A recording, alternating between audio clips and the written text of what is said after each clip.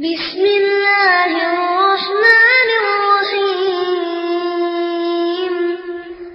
إذا جاء نصر الله والفتح السلام عليكم ورحمة الله وبركاته إن الحمد لله نحمده ونستعينه ونستغفره ونعوذ بالله من شرور أنفسنا ومن سيئات أعمالنا من يهديه الله فلا مضل له ومن يضلله فلا هادي له أشهد أن لا إله إلا الله وأشهد أن محمدا عبده ورسوله أما بعد فقد كان الله تعالى في القرآن العظيم والفرقان المجيد يا أيها الناس اتقوا ربكم الذي خلقكم من نفس واحدة وخلق منها زوجها وبث منهما رجالا كثيرا ونساء واتقوا الله الذي تساءلون به والأرحام إن الله كان عليكم رقيبا إن أصدق الحديث كتاب الله وأحسن الهدي هدي محمد صلى الله عليه وسلم وشر الأمور محدثاتها وكل محدثة بدعة وكل بدعة ضلالة وكل ضلالة في النار. வார்த்தைகளில் சிறந்தது அல்லாஹ்வுடைய வார்த்தை என்றும் வழிகாட்டுதலில் சிறந்தது நபிகள் நாயகம் ஸல்லல்லாஹு அலைஹி வஸல்லம் அவர்களுடைய வழிகாட்டுதல் என்றும் மார்க்கத்தில் மிக தீயது மார்க்கம் என்ற பெயரால் புதிதாக உருவானவையாகும். புதிதாக உருவான ஒவ்வொன்றும் பிதஅத்தாகும். ஒவ்வொரு பிதஅத்தும் வழிகேடாகும். ஒவ்வொரு வழிகேடும் நாளை நரகத்தில் கொண்டு சேர்க்கும் என்று அல்லாஹ்வுடைய தூதர் நபிகள் நாயகம் ஸல்லல்லாஹு அலைஹி வஸல்லம் அவர்கள் கூறியதை நானும் எனது உரையில் நினைவூட்டியவளாக எனது உரையை ஆரம்பம் செய்கிறேன். அல்ஹம்துலில்லாஹ். எல்லாம் வல்ல அல்லாஹ்வின் கண்ணியமிக்க நல்லடியார்களே, இந்த தர்பியாவில் நாம் பேசுவதற்காக எடுத்துக்கொண்ட தலைப்பு என்னவென்று பார்த்தால், இஸ்லாம் கூறும் பெற்றோரும் பிள்ளைகளும். எதற்கு இந்த தலைப்பை எடுத்திருக்கின்றோம்? ஏனென்றால் இந்த தர்பியா நிகழ்ச்சி என்பது மாணவியர்களுக்கான ஒரு தர்பியா நிகழ்ச்சியாக இருக்குது. அப்போ அந்த மாணவியர்களுக்கு தேவையான ஒரு தலைப்பாக, அதுவும் இன்றைய காலகட்டத்திற்கு மிக தேவையான ஒரு தலைப்பாக இந்த தலைப்பு அமைகிறது. ஏன் இது மிக முக்கியமான ஒரு தலைப்புன்னு சொல்லுங்க, யாராவது ஒரு ஆள் பதில் சொல்லுங்க. இந்த தலைப்பு ஏன் அவ்வளோ முக்கியமாக நம்ம எடுத்து பார்க்கணும்? இல்லை மற்ற தலைப்புகள் எடுத்து பார்த்துருக்கலாமே. மற்ற தலைப்புகள்னா ஒழுக்கவியல் எடுத்து பார்த்துருக்கலாம், இல்லைன்னா வேற ரசூலா பின்பற்றதை பற்றி வேற நிறைய விஷயங்கள் இருக்கு. குரானை பற்றி பார்க்கலாம், அழகிய குரான் ஒரு அவ்வளவு அழகிய விஷயங்கள்லாம் சொல்லியிருக்குது அப்படிங்கிற மாதிரி நம்ம பார்த்துருக்கலாம். ஆனால் அதையெல்லாம் நம்ம விட்டுட்டு, அந்த ஒழுக்கவியல் விட்டுட்டு, மார்க்கத்தில் ஏராளமான விஷயங்கள் நமக்கு சொல்லப்பட்டிருக்குது. ஆனால் அதையெல்லாம் நாம் விட்டுவிட்டு எதற்காக இஸ்லாம் கூறக்கூடிய பெற்றோர்கள், இஸ்லாம் எப்படி கற்று தந்திருக்கிறதோ அதே போல பிள்ளைகள் இருக்க வேண்டும் என்று இந்த தலைப்பு நம்ம எதற்கு எடுத்திருக்கோம்? ஏன் காரணம் என்ன தெரியலையா? காரணம் என்னவென்று சொன்னால், இப்போதுள்ள காலகட்டத்தை எடுத்து பாருங்க. இப்போ உள்ள காலகட்டத்தில் இருக்கக்கூடிய பெற்றோர்களும் பிள்ளைகளும் எப்படி இருக்கிறாங்க? இஸ்லாம் சொல்லி தந்த அடிப்படையில் இருக்கிறாங்க. மார்க்கம் கற்று தந்த அடிப்படையில் நம்மளுடைய வாழ்க்கை இருக்கிறது. சரி, வேற எல்லாரையும் விட்டுருங்க, நம்ம ஒவ்வொருவரையும் எடுத்துக்கொள்ளுங்கள். தன்னை எடுத்து பாருங்கள். தனக்குள்ள முதலில் நாமே நம்ம சரி செய்து கொள்ளணும். தனக்குள்ள எடுத்துக்கொள்ளுங்கள். இன்றைய தினத்தில் நம்ம இஸ்லாம் சொன்ன அடிப்படையில் தான் நாம் இருந்திருக்கிறோமா? நம்முடைய பெற்றோரிடம் நாம் எப்படி நம்ம நடந்து கொண்டிருந்தோம்? அதை கொஞ்சம் யோசிச்சு பாருங்க. அப்ப இந்த தலைப்பு என்பது மிக மிக முக்கியம். அப்போ ஒரு குடும்பம் என்று சொன்னால் அதில் மிக முக்கியமாக இருப்பது யாரு? பெற்றோர். அதுக்கு அடுத்து பிள்ளைகள். அப்போ ஒரு பெற்றோரும் பிள்ளைகளும் சேர்ந்ததுதான் ஒரு குடும்பம். சரிங்களா? அப்ப அந்த குடும்பம் ஒரு அழகிய ஒரு குடும்பமாக இருக்கணும் அப்படின்னா என்ன காரணம்? எப்படி இருக்க முடியும்? அதாவது நம்ம சொல்லுவோம்ல, இவங்கெல்லாம் நல்ல குடும்பம்ப்பா அப்படின்னு நம்ம சில பேர் சொல்லுவோம், நல்ல குடும்பம். இன்னும் சில பேர் சொல்லுவோம், இதெல்லாம் ஒரு குடும்பமா அப்படிங்கிற மாதிரிலாம் சொல்லுவோம். அப்ப அந்த மாதிரி இவங்க நல்ல குடும்பம் அப்படின்னு சொல்லி நம்ம ஒரு சிலருக்கு நம்ம பட்டம் கொடுக்குறோம் தெரியுமா? அதை நம்ம எப்படி நம்ம பட்டம் கொடுக்குறோம்? இவங்கெல்லாம் நல்ல குடும்பம் அப்படின்னு சொல்லி நம்ம எதை வச்சு நம்ம சொல்றோம்? இந்த உலகத்துல இருக்கக்கூடிய செல்வத்தை வச்சு நம்ம சொல்றோமா? நல்ல வசதி வாய்ப்பாட்டு வீடு வாசல் காரு பங்களா நகை அப்படின்னு சொல்லி நல்ல வசதி வாய்ப்பா இருக்கிறவங்கள பார்த்து என்ன சொல்லுவோம்? நல்ல குடும்பம் அப்படின்னு சொல்லுவோம்.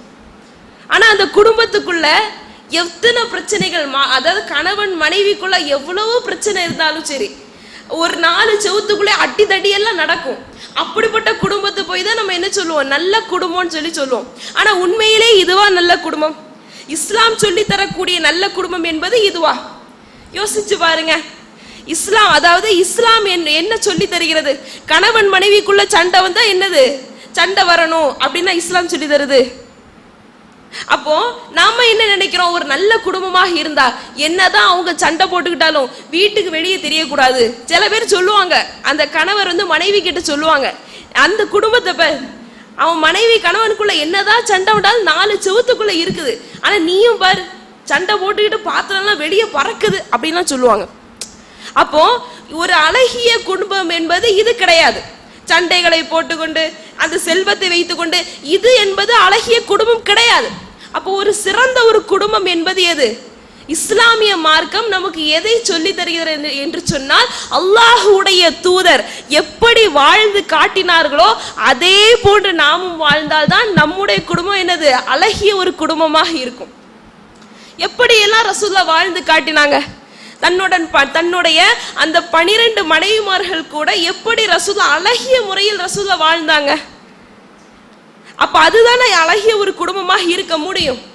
அதாவது ஒரு இஸ்லாமிய குடும்பம் என்று சொல்லும் போது ஆரம்பத்திலேயே, அதாவது ஒரு குடும்பம் நார்மலா இருக்கக்கூடிய ஒரு குடும்பம் திடீரென்று ஒரு இஸ்லாமிய மார்க்க அடிப்படையில் நடக்கிறதுக்கு வாய்ப்பு இல்லை. சரிங்களா? அது கஷ்டம். அதுவே ஒரு ஆரம்ப காலகட்டத்திலே ஒரு குடும்பத்தினுடைய அமைப்பு தெரியுமா? குடும்பத்தினுடைய ஆரம்பத்திலேயே அது இஸ்லாமிய அடிப்படையில் அமைஞ்சிச்சுன்னு வச்சுக்கோங்களேன், அதுதான் ஒரு சிறந்த ஒரு நல்ல ஒரு குடும்பமாக இருக்கும். அப்ப அந்த ஒரு குடும்பம் அமைவதனுடைய ஆரம்ப கட்டம் எது? ஒரு கணவன் மனைவி பிள்ளைகள், இவங்க தானே ஒரு குடும்பம். இவங்களுடைய இந்த குடும்பத்தினுடைய ஆரம்ப கட்டம் எது அப்படின்னா, அந்த திருமணம் முடிக்கும் போது இருக்குன்னு தெரியுமா? அந்த பெண் பேசும்போது, பையன் பார்க்கும்போது, இதுதான் ஆரம்ப கட்டம். சரிங்களா? இந்த ஆரம்ப கட்டம் சரியாக இருந்தால்தான் அந்த மீதம் இருக்கக்கூடிய வாழ்க்கையும் அழகான முறையில் மார்க்கம் கற்றுத்தந்த முறையில் நமக்கு அமையும். எப்படி? நமக்கு ரசூலுல்லாஹ் நமக்கு சொல்லி தந்திருக்கிறார்கள். ஒரு அழகிய ஒரு ஹதீஸ் ரசூலுல்லாஹ் சொல்லி தந்திருக்கிறாங்க.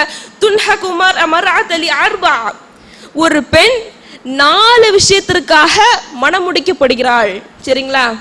ஒரு பெண் 4 விஷயத்திற்காக மனம் முடிக்கப்படுகிறாள்.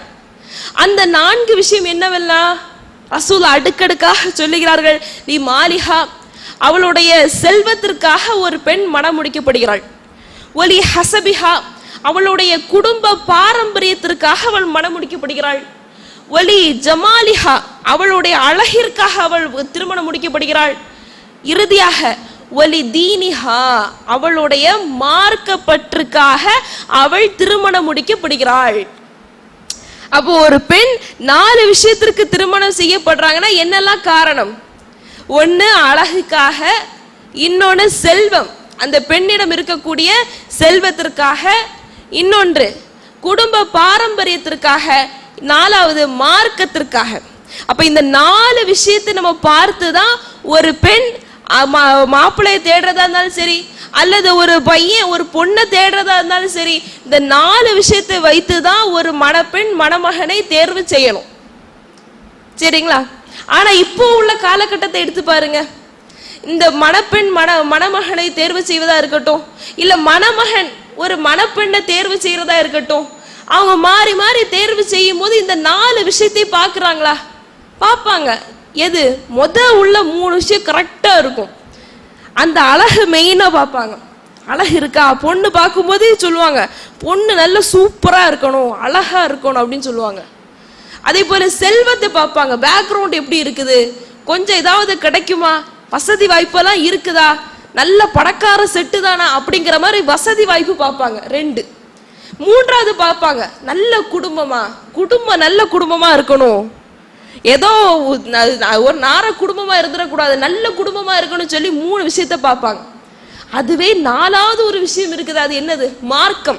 அந்த மார்க்கத்தை பார்ப்பார்களா என்று பார்த்தால் கிடையாது. மார்க்கத்தை பார்ப்பதே கிடையாது. இப்போ உள்ள காலகட்டத்தில் எல்லா இடத்துலயும் எடுத்து பாருங்க. நம்ம குடும்பத்திலேயே எத்தனையோ திருமணங்கள் நடந்திருக்கும். அந்த திருமணத்தை எல்லாம் எடுத்து பாருங்கள். இந்த 4 விஷயத்தில் மார்க்கத்தை விட்டு மிச்ச உள்ள 3 விஷயம் கரெக்டா பார்ப்பாங்க. 3 விஷயம் பார்க்கிறார்களா இல்லையா? ஒரு பெண்ணு கிட்ட போய் உனக்கு எப்படிப்பட்ட பையன் வேணும்னு கேட்டா வார்த்தை என்ன சொல்லுவாங்க? பையன் நல்ல அழகா இருக்கணும், பையன் நல்ல சூப்பரா இருக்கணும் அப்படின்னு சொல்லுவாங்க.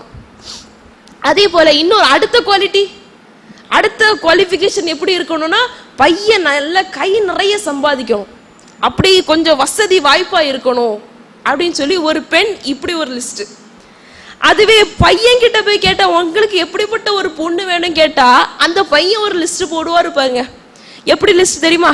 பொண்ணு அப்படி தகதக மின்னணும், அப்படி இருக்கணும், வெள்ளை நிறம்னா அப்படி நிறமா இருக்கணும் அப்படிலாம் சொல்லுவாங்க. ஆனா அந்த மார்க்கம்ங்கிற விஷயம் அடிபட்டு போயிடும். இதுவே அந்த மணப்பெண் கிட்ட போய் சொல்லி பாருங்க, பையன் நல்ல பையன் தான், எந்த நேரம் தொழுக இபாதத்து 5 நேரம் பள்ளிவாசல்ல போய் தொழக்கூடிய ஒரு பையனா இருக்கிறாங்க, அப்படி இப்படி ஒரு பையன் இருக்கிறாங்க, எப்படி நம்ம திருமணம் பேசிடலாமா அப்படின்னு கேட்டு பாருங்க. அந்த பெண்ணு சொல்லுவாங்க, இபாதத்துலாம் ஒரு பக்கம் இருக்கட்டும், என்னதான் இபாதத்து ஒரு பக்கம் இருக்கட்டும், பையன் எப்படி நல்லா சம்பாதிக்கிறானா, அழகுண்டா, பார்க்க அழகுண்டா, அதுதானுங்க முக்கியம், இபாதத்துலாம் அப்புறம் இருக்கட்டும் அப்படின்னு சொல்லுவாங்க. இதுவே அதே பையன் கிட்ட போய் சொல்லுங்க, பொண்ணு எந்த நேரம் குரானும் கையுமா இருக்குங்க, ஹதீஸ் பயானு இப்படியாவது அந்த பொண்ணு இருக்கும், இந்த பொண்ணை பேசிடலாமா அப்படின்னு கேட்டா அந்த பையன் என்ன சொல்லுவாரு? அதெல்லாம் ஒரு பக்கம் இருக்கட்டும், பொண்ணு அழகா இருக்குமா, நல்ல நிறமா இருக்குமா, ஏதாவது பின்னாடி ஏதாவது காரு பைக் ஏதாவது கிடைக்குமா அப்படின்னு கேட்பாங்க. அப்ப இப்படியெல்லாம் பார்க்கும் போது எப்படி அந்த குடும்பத்தினுடைய ஆரம்பமே இப்படி இருந்தது என்று சொன்னால் எப்படி அந்த ஒரு குடும்பம் நல்ல ஒரு குடும்பமா அமையும்? எப்படி மார்க்கம் கற்றுத்தந்த அடிப்படையில் அவர்கள் இருப்பார்கள்? யோசிச்சு பாருங்க. ரசூலா இந்த ஹதீஸினுடைய இறுதியில ரசூலா சொன்னார்கள், ஃபல்ஃபர் பிதாத்தி தீனி தரியத் யதாக, நீ மார்க்கப்பட்டுள்ள ஒரு பெண்ணை உன்கரம் நீ பிடித்தால் நிச்சயமாக நீ வெற்றி பெறுவாய். ரசூலா தந்த வாக்கு, அல்லாஹ்வுடைய தூதர் நமக்கு வாக்கு தந்திருக்கிறாங்க. நீ ஒரு மார்க்கப்பட்டுள்ள ஒரு பெண்ணை நீ திருமணம் முடித்தாய் என்று சொன்னால் அந்த பெண்ணின் மூலமாக நிச்சயமாக உன்னுடைய வாழ்வில் நீ வெற்றி பெறுவாய் அப்படின்னு சொல்லி ரசூலா சொல்லியிருக்கிறாங்க. அப்ப ரசூலா சொன்ன வாக்கையே நம்முடைய மக்கள் மறந்து விட்டார்களா இல்லையா? யோசிச்சு பாருங்க. இப்படிதான் நம்முடைய காலகட்டம் இருக்கிறது. ஆனா அன்றைய கால சஹாபாக்கள் சஹாபிய பெண்மணிகளை எடுத்து பாருங்க. அன்றைய காலத்தில் இருந்த சஹாபிய பெண்மணிகள் கிட்ட இருந்து அவ்வளவு அழகிய முன்மாதிரிகள், நிறைய உதாரணங்கள், ஏராளமான படிப்பினைகள் இருக்குது. எப்படி தெரியுமா? அதாவது அனஸ் ரலியல்லாஹுடைய தாயார், அனஸ் ரலியல்லாஹுடைய தாயார் யாரு? அவங்க பேர் என்ன? நிறைய பயான்கள் ஹதீஸ்கள்ல கேள்விப்பட்டிருப்போம். தெரியுமா? யாருக்கா தெரியுமா? நிறைய ஹதீஸ்ல கேள்விப்பட்டிருப்போம் அவங்களுடைய பேர். அனஸ் ரலியல்லாஹுடைய உம்மா பேர் என்ன தெரியலையா? யாருக்குமே தெரியலையா? அனஸ் ரலியல்லாஹுடைய உம்மா பேர் என்ன அப்படின்னா உம்மு சுலைம் ரலியல்லாஹ். சரிங்களா? நிறைய ஹதீஸ்ல நிறைய பயான்ல கேள்விப்பட்டிருக்கோம், ஆனா மறந்துட்டோம். ஞாபகம் வச்சுக்கணும். அனஸ் ரலியல்லாஹுடைய தாயார் பெயர் என்னது? உம்மு சுலைம் ரலியல்லாஹு அன்ஹா. அப்போ இந்த உம்மு சுலைம் ரலியல்லாஹு அன்ஹா அவர்கள் அவங்களுடைய வாழ்க்கை வரலாறை எடுத்தாலே அழகிய ஒரு பாடம் இருக்கு, அழகிய பாடம். ஏனென்று சொன்னால் முதலாவதாக உம்மு சுலைம் ரலியல்லாஹு அன்ஹா அவர்கள் வேறு ஒருவரை திருமணம் முடிக்கிறாங்க. முதல் கணவர் வேற ஒருத்தர். சரிங்களா? அவர் காஃபிர். அவர் மூலமாக பிறந்த ஒரு குழந்தை தான் யாரு? அனஸ் ரலியல்லாஹு அன்ஹு. அப்ப அந்த காஃபிர் அவர் காஃபிராக இருக்கிறாங்க. உம்மு சுலைம் ரலியல்லாஹு அன்ஹு அவங்களும் ஆரம்ப காலகட்டத்துல காஃபிராக தான் இருந்தாங்க. ரசூலா நபித்துவம் அடைஞ்சாங்கல்ல, எத்தனை வயசுல? 40 வயது. 40 வயதில் ரசூலா நபித்துவம் அடைந்தாங்கல்ல. ரசூலா நபித்துவம் அடைந்த பிறகுதான் உம்மு சுலைம் ரலியல்லாஹு அன்ஹு அவங்க இஸ்லாத்தை ஏற்கிறாங்க. அப்ப அவங்க இஸ்லாத்தை ஏற்றதன் பிறகு தன்னுடைய கணவரிடம் இஸ்லாத்தை பத்தி சொல்லுறாங்க. ஆனா தன்னுடைய கணவர் ஏற்றுக்கொள்ளல. அப்ப இவர் தன்னுடைய கணவர் இஸ்லாத்தில் இல்லாத ஒரே ஒரு காரணத்திற்காக தன்னுடைய கணவரை குலா கொடுத்துட்டாங்க. வேண்டாம் அப்படின்னு சொல்லி என்னது குலா கொடுத்து முடிச்சுட்டாங்க. அப்போ அந்த உம்மு சுலைம் ரலியல்லாஹு அன்ஹா அவர்கள் நினைச்சா அந்த கணவனோடு சேர்ந்து வாழ்ந்திருக்கலாம். ஆனால் இஸ்லாத்தை பார்த்தாங்க, முக்கியமாக இஸ்லாத்தை மட்டும் பார்த்தாங்க. இஸ்லாம் இல்ல, ஒரு காஃபிர் கூட நம்மால் வாழ முடியாது, அதனால் குலா கொடுத்து முடிச்சுட்டாங்க. அதுக்கப்புறமாக அதன் பிறகுதான் இரண்டாவது கணவராகத்தான் அபு தல்ஹா ரலியல்லாஹு அன்ஹு வராங்க. சரிங்களா, இரண்டாவது கணவர் தான் அபு தல்ஹா ரலியல்லாஹு அன்ஹு. இப்ப இந்த இரண்டாவது கணவராக அபு தல்ஹா ரலியல்லாஹு அன்ஹு அவங்க உம்மு சுலைம் கிட்ட மனம் பேசுறாங்க. அதாவது உங்களை நான் திருமணம் முடிச்சுக்கணும் அப்படிங்கிறதுக்காக அவங்க பேச வராங்க. அப்ப அந்த பேச வரக்கூடிய நேரத்தில் அபு தல்ஹா ரலியல்லாஹு அவங்க இஸ்லாத்தை இன்னும் ஏற்கவே இல்லை. சரிங்களா, இஸ்லாத்தை இதுவரைக்கும் அவர்கள் இஸ்லாத்தை ஏற்கவே இல்லை, பின்னாடிதான் ஏற்பாங்க. எப்படி ஏற்பாங்க தெரியுமா?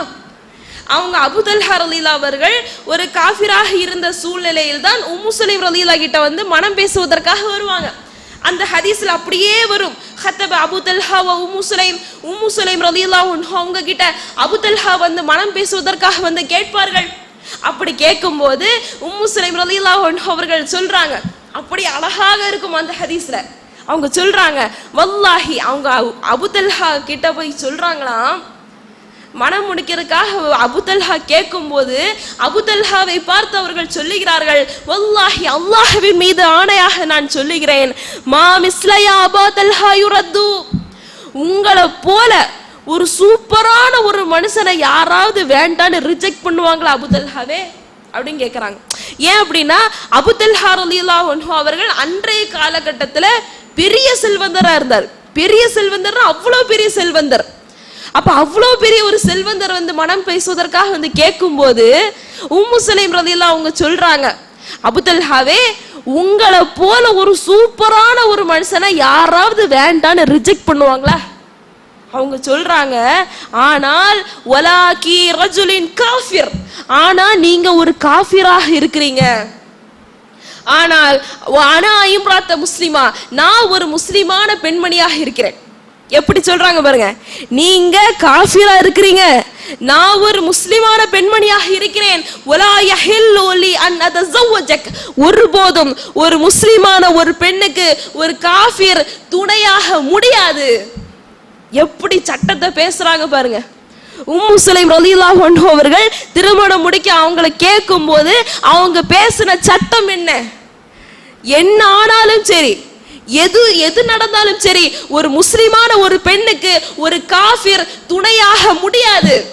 அதனால அவங்க சொல்றாங்க, ஃபஇன் துஸ்லிம், இதுவே நீங்க முஸ்லிமானீங்க அப்படின்னா ஃபதாக்க மஹ்ரி, அதுவே என்னுடைய மஹராக நான் ஏற்றுக்கொள்கிறேன் சொல்றாங்க பாருங்க.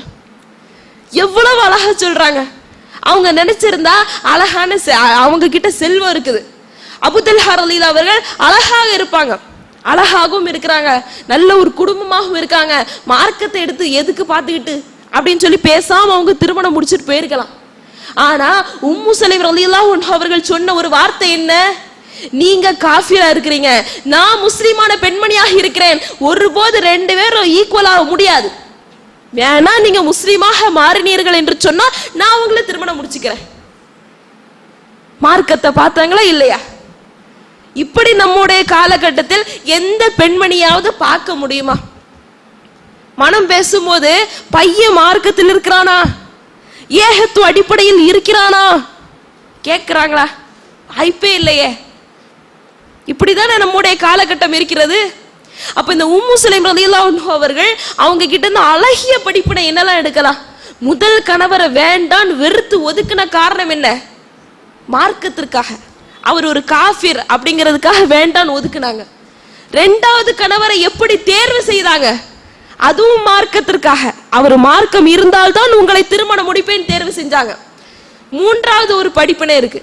என்ன அப்படின்னா, தன்னுடைய மகன் யாரு, அனஸ் ரலியல்லாஹு அன்ஹு அவரை 10 வயசு கூட ஆயிருக்காது, சின்ன பையனை கொண்டு போய் ரசூலுல்லாஹ் கிட்ட போய் ஒப்படைக்கிறாங்க. ஒப்படைச்சிட்டு, ரசூலுல்லாஹ்வே, அல்லாஹ்வின் தூதரே, என்னுடைய பையனை மார்க் அடிப்படையில நீங்க கொண்டு வரணும். என்ன செய்வீங்கன்னு தெரியாது, மார்க் அடிப்படையில் அவன் வளர வேண்டும். உங்ககிட்டயே நான் வேலைக்காக ஒப்படைக்கிறேன், நீங்க அவனை வேலைக்கு நீங்க எடுத்துக்கோங்க, ஆனா மார்க்கத்தை கற்றுக் கொடுங்கள். இப்படி ஒரு தாயார் இருந்தாங்க. ஆனா இப்போ உள்ள காலகட்டத்தை அப்படியே எடுத்து பாருங்க, நம்முடைய தாயார் எப்படி இருக்கிறாங்க? இந்த மதரசாவில் படிக்கக்கூடிய மாணவிகள் அப்படியே ஒவ்வொருவரும் தன்னுடைய தாயாரை கொஞ்சம் எடுத்து பாருங்க.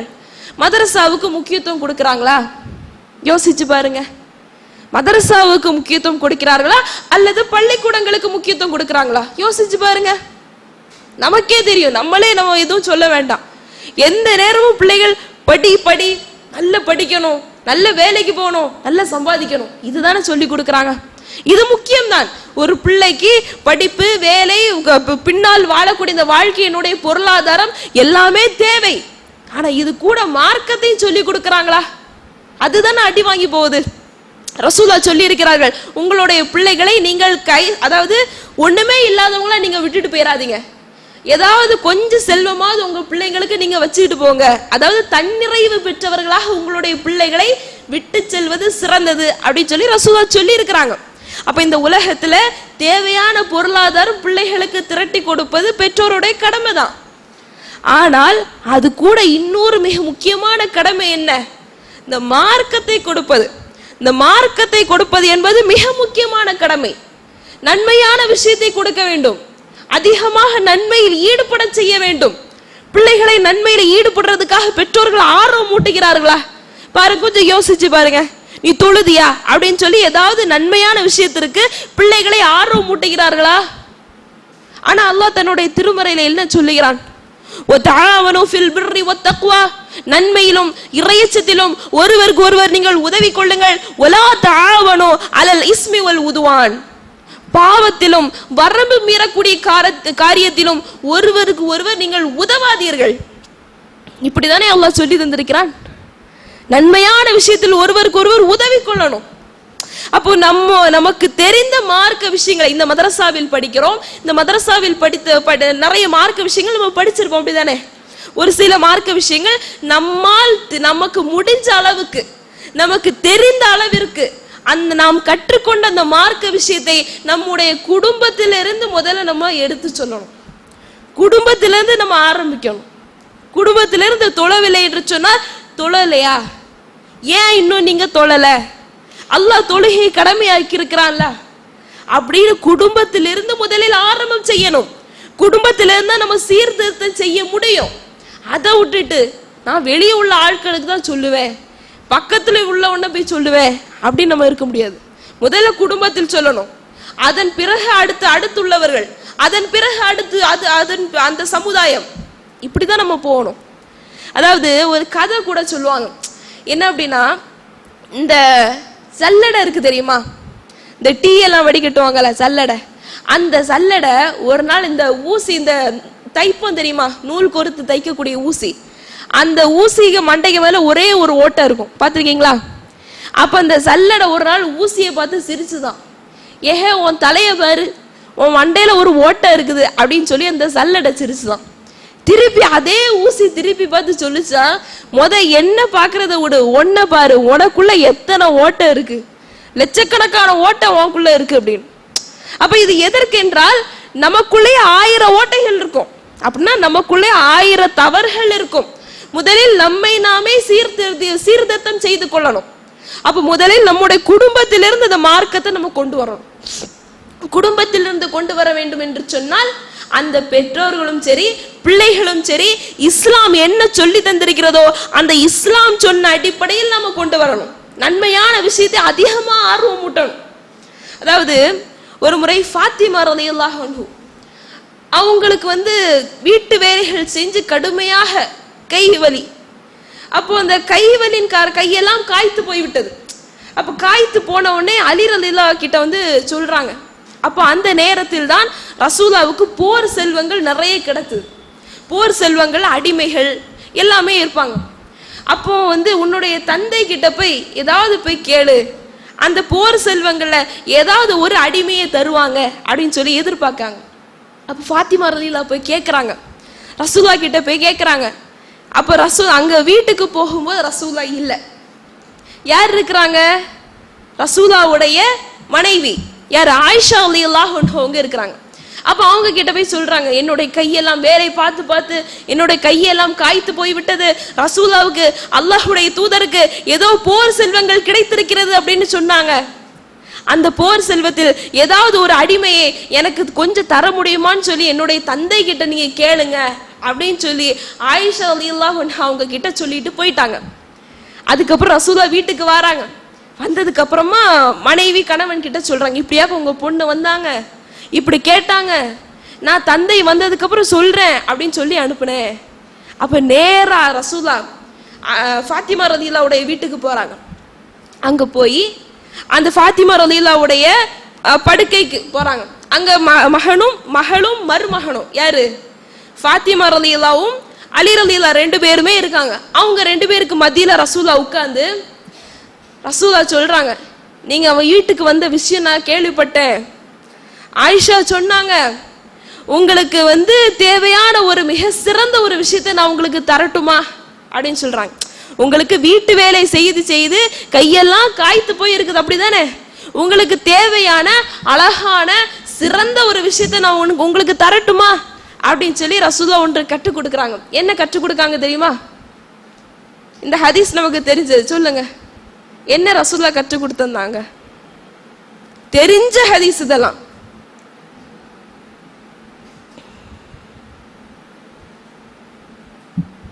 தெரியலையா?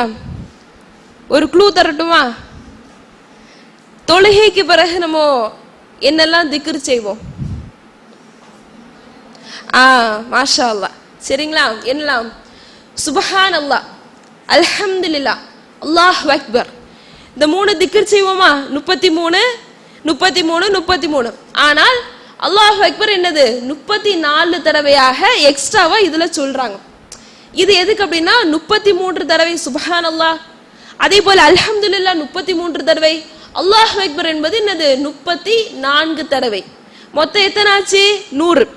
இது இவ்வளத்தையும் நீங்க ஓதுனீங்கன்னா, இவ்வளத்தையும் நீங்க ஓதி தன் மீது நீங்க தடவுனீங்கன்னா உங்களுக்கு அல்லாஹ் எல்லாம் வீட்டு வேலை எளிதாக்கி தருவான், எல்லாத்தையுமே அல்லாஹ் லேசாக்கி தருவான் அப்படின்னு சொல்லி ரசூலுல்லாஹ் அழகான ஒரு திக்ரை கற்றுக் கொடுக்குறாங்க.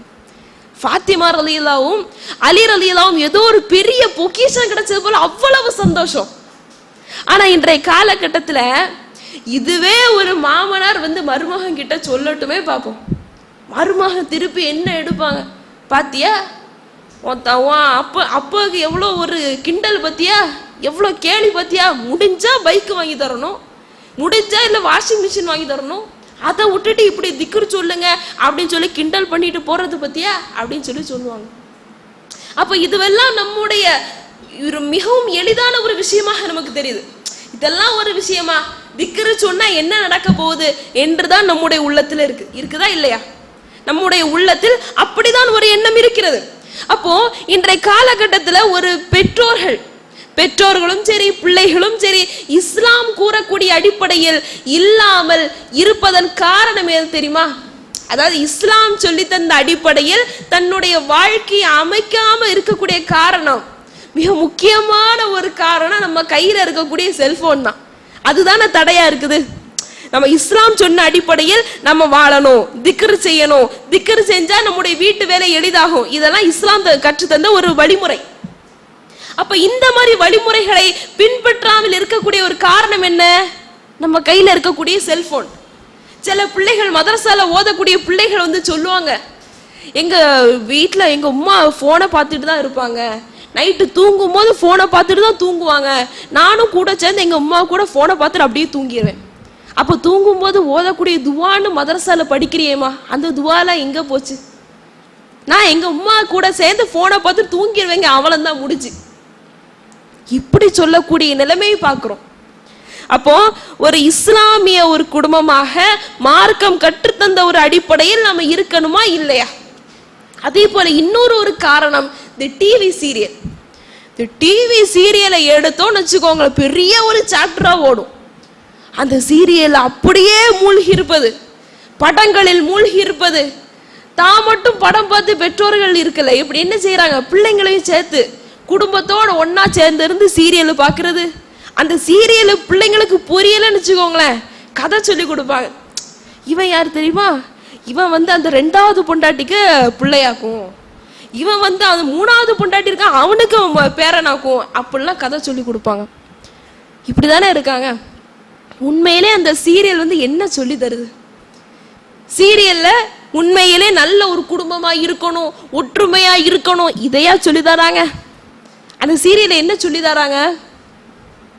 சீரியல்ல பார்த்தா எப்படி மாமியார் மருமகளுக்கு இடையில எப்படி சண்டையை உண்டாக்குவது, எப்படி ஒரு வீட்டுக்குள்ள மருமகள் போன உடனே எப்படி மாமனாரையும் மாமியாரையும் வீட்டை விட்டு வெளியே துரத்துவது, எப்படி 2வது கல்யாணம் அந்த முதல் மனைவிக்கு தெரியாமலேயே 2வது கல்யாணம் எப்படி பண்றது, அப்படியே 2வது கல்யாணம் பண்ணாலும் எப்படி 2 பேரை வச்சு மெயின்டைன் பண்ணுவது, இப்படிதானே சொல்லி கொடுக்காங்க.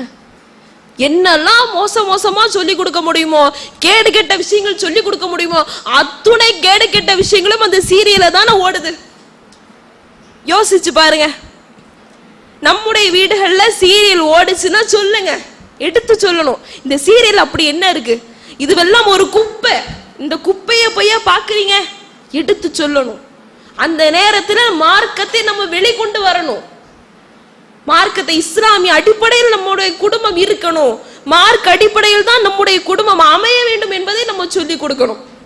அப்போ ஒரு சீரியல் கற்றுத்தரக்கூடிய அடிப்படையில நம்முடைய குடும்பம் இருக்கணும், அல்லது இந்த அமல்களை செய்து மார்க்கம் கற்றுத்தரக்கூடிய முறையில் தானே நம்முடைய குடும்பம் இருக்கணும். எவ்வளவு அழகா இருக்கும், யோசிச்சு பாருங்க.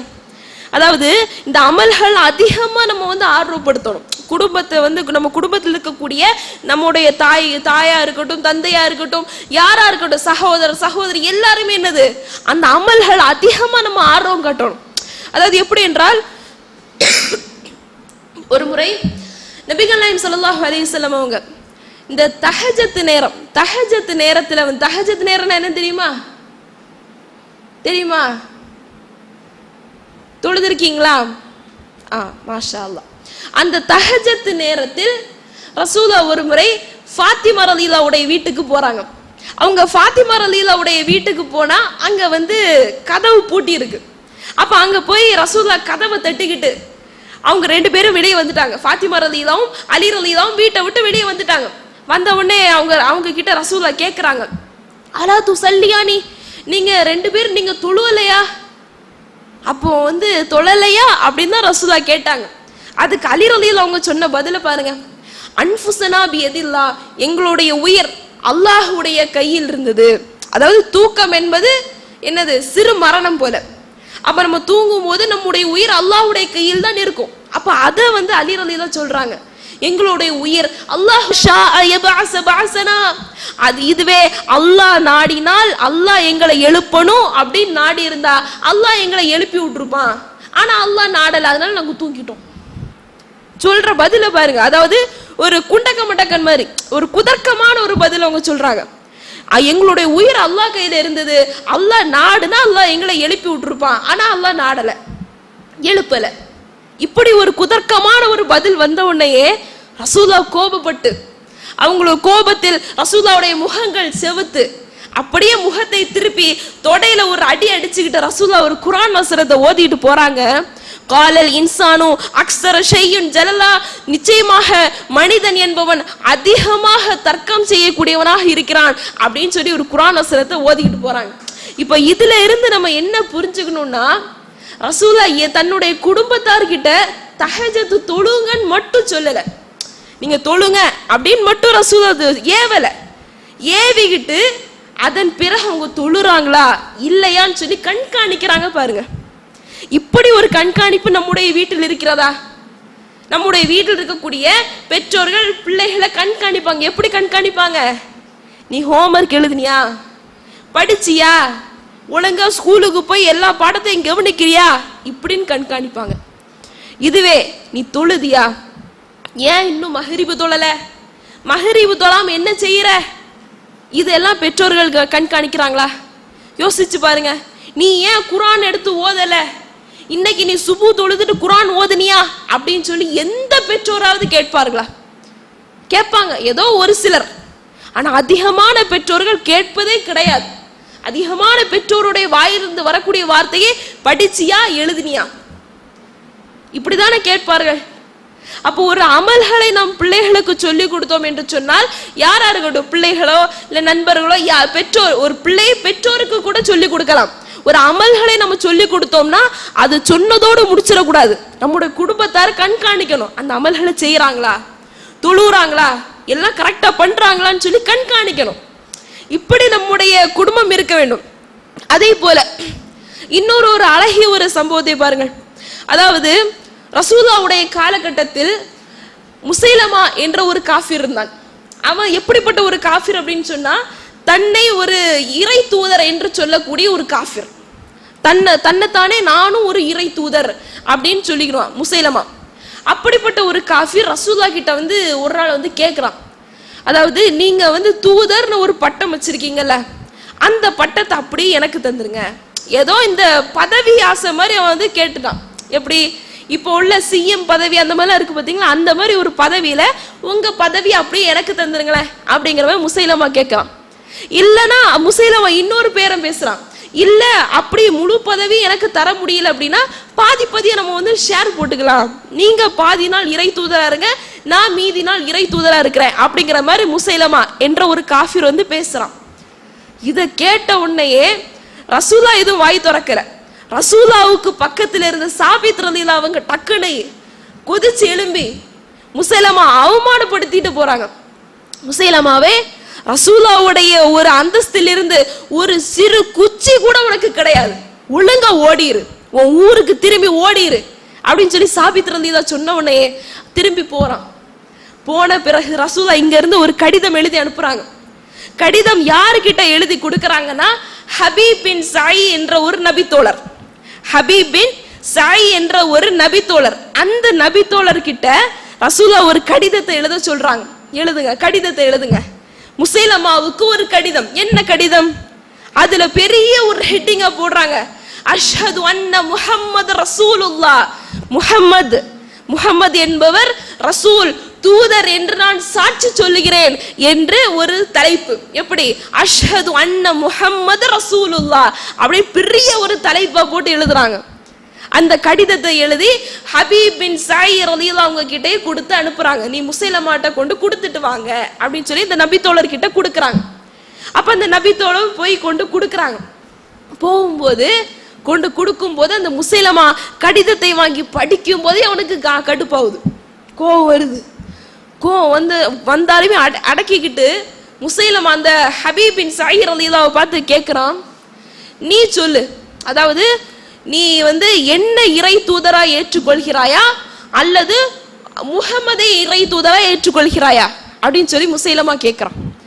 அப்போ ஹபீப் ரலியல்லாஹு அவங்க சொல்றாங்க, நான் முஹம்மது ரசூலுல்லாஹ்வை தான் தூதராக நான் ஏற்றுக்கொள்வேன், அவங்களுக்கு தான் நான் அஷ்ஹது அன்ன முஹம்மது ரசூலுல்லாஹ் தான் நான் சொல்லுவேன், அவங்க தான் தூதர், முஹம்மது நபி தான் தூதர், நீ எல்லாம் தூதர் கிடையவே கிடையாது உறுதியா சொல்றாங்க. சொன்னோன்னு மறுபடியும் அவனுக்கு முசைலமா பயங்கரமா கோபம் வருது. ஒன்னாவதே கடிதத்தை படிச்ச ஒரு கோபம், ரெண்டாவது அந்த ஹபீப் ரலியல்லாஹு அவர்கள் சொன்ன அந்த வார்த்தையை கேட்டு கடுமையான கோபம். கோபம் அடைஞ்ச உடனே அவன் முசைலமா மறுபடியும் கடுப்புல கேட்கிறான், இப்போ நீ கடைசியா நீ என்னதான் நீ தூதரை ஏத்துக்கணும், எப்படி சொல்றான், அஷ்ஹது அன்னி ரசூலுல்லாஹ் சொல்லு. அஷ்ஹது அன்னி என்றால் என்னை தூதராக ஏற்றுக்கொண்டேன் என்று நீ சாட்சி சொல்லு அப்படின்னு சொல்லி அவன் சொல்றான். அஷ்ஹது அன்னி ரசூலுல்லாஹ் சொல்லு சொல்லு என்று கட்டாயப்படுத்துறான். அப்போ அவங்க ஹபீப் ரலியல்லாஹு அவர்கள், முடியாது, உன்னை எல்லாம் தூதரா ஏத்துக்க முடியாது. கடைசி கட்டத்துல ஹபீப் ரலியல்லாஹு அவங்க கிண்டல் பண்றாங்க, நீ என்ன சொன்ன எனக்கு சரியா காது கேட்கல அப்படிங்கிற மாதிரி கிண்டலாக சொல்றாங்க. முசைலமா கட்டும் கோபம் அடைஞ்சு ஒரு வேலைக்கு ஒருத்தனை கூப்பிட்டு, இவன் முட்டி போட வைங்க, அஷ்ஹது அன்னி ரசூலுல்லாஹ், அதாவது என்னை அவன் தூதராக ஏற்றுக்கொள்ளும் வரைக்கும் அவரை நீங்க சும்மா விடக்கூடாது, ஒவ்வொரு உருப்பாட்டு நீங்க துண்டிச்சுக்கிட்டே இருக்கணும், ஒவ்வொரு உருப்பாட்டு வெட்டிக்கிட்டே வரணும், அஷ்ஹது அன்னி சொல்லு, அஷ்ஹது அன்னி சொல்லு என்று முசைலமா கட்டாயப்படுத்துறான். ஆனா அந்த ஹபீப் பின் சாயி ரலியல்லாஹு அன்ஹு அவங்களுடைய உறுதியை பாருங்க, எவ்வளவு உறுதியா இருந்தாங்க தெரியுமா, எவ்வளவு தைரியமா சொன்னாங்க தெரியுமா. அஷ்ஹது அன்னி சொல்ல முடியாது, அஷ்ஹது அன்ன முஹம்மது ரசூலுல்லாஹ் சொல்லுவேன், அஷ்ஹது அன்ன முஹம்மது ரசூலுல்லாஹ் சொல்லுவேன் என்று உறுதியாக தைரியமா அப்படி ஸ்ட்ராங்கா நின்னாங்க. முதல்ல அவங்களுடைய கை வெட்டப்படுது. யார்? ஹபீப் ரலியல்லாஹுடைய கை வெட்டப்படுது. ஒரு கை ரத்தம் வழிந்து ஓடுகிறது. கை அந்த வேதனையில அப்போதும் சொல்லுகிறார்கள், அஷ்ஹது அன்ன முஹம்மது ரசூலுல்லாஹ். அஷ்ஹது அன்னி நான் சொல்ல முடியாது. மறுபடியும் இன்னொரு கை வெட்டப்படுகிறது. அப்போதும் சொல்லுகிறார்கள், அஷ்ஹது அன்ன முஹம்மது ரசூலுல்லாஹ்.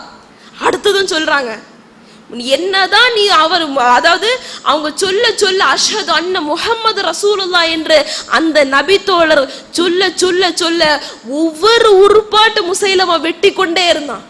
கையை வெட்டி, காலை வெட்டி, மூக்கை அறுத்து, ஒவ்வொரு உறுப்பாக வெட்டி வெட்டி கடைசியில் துண்டு துண்டாக அவர்கள் மரணித்து கிடந்தாங்க.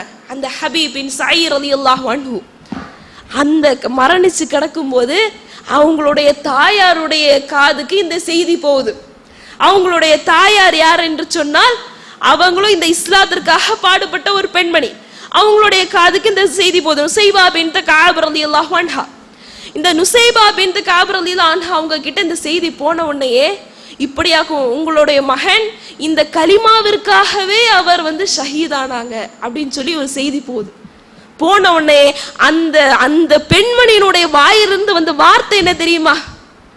இப்பதான் என்னுடைய பையனை நான் சரியா வளர்த்திருக்கேன். நான் இவ்வளவு நாள் நினைச்சிட்டு இருந்தேன், என் பையனை ஏதோ ஒரு சின்ன தப்பா வளர்த்திட்டேனோ அப்படின்னு நினைத்தேன். ஆனால் என்னுடைய மகனை நான் சரியாகத்தான் நான் வளர்த்தி இருக்கிறேன் என்று அந்த சஹாபிய பெண்ணுடைய வாயிலிருந்து வந்த வார்த்தை. அப்போ ஒவ்வொரு தாய்மார்களும், ஒவ்வொரு பெற்றோர்களும் என்னுடைய பிள்ளையை மார்க் அடிப்படையில் தான் வளர்த்தி இருக்கிறேனா இல்லையா என்பதை கொஞ்சம் யோசித்து பார்க்கணும். அப்படிதான் அன்றைய கால சஹாபிய பெண்மணிகள் இருந்தார்கள். காரணம் என்ன? காரணம் என்ன? இந்த உலக வாழ்வு என்பது அழியக்கூடியது. நிரந்தரமான அந்த மறுமை வாழ்விற்காக என்னுடைய பிள்ளையை நான் தயார் செய்ய வேண்டும். நிரந்தரமான மறுமை வாழ்வைக்காகத்தான் என்னுடைய பிள்ளை சொர்க்கத்திற்கு செல்லணும் என்று அந்த அன்றைய கால சஹாபிய பெண்மணிகள் இருந்தார்கள். அப்ப அதே போன்று இன்றைய காலத்தில் வாழக்கூடிய பெற்றோர்களாக இருக்கட்டும், பிள்ளைகளாக இருக்கட்டும், இஸ்லாம் என்ன சொல்லி தந்திருக்கிறதோ அந்த இஸ்லாம் காட்டி தந்த அதே அடிப்படையில் இஸ்லாமிய மார்க்கம் சொல்லி தந்த ஒவ்வொரு விஷயத்தையும் பின்பற்றக்கூடிய மக்களாக அல்லாஹ் உங்களையும் என்னையும் ஆக்கி அருள் புரிவானாக என்று கூறி எனது உரையை நிறைவு செய்கிறேன். வாஹிர் தவானா அல்ஹம்துலில்லாஹி ரப்பில் ஆலமீன். அஸ்ஸலாமு அலைக்கும் வரஹ்மத்துல்லாஹி வபரகாத்துஹு.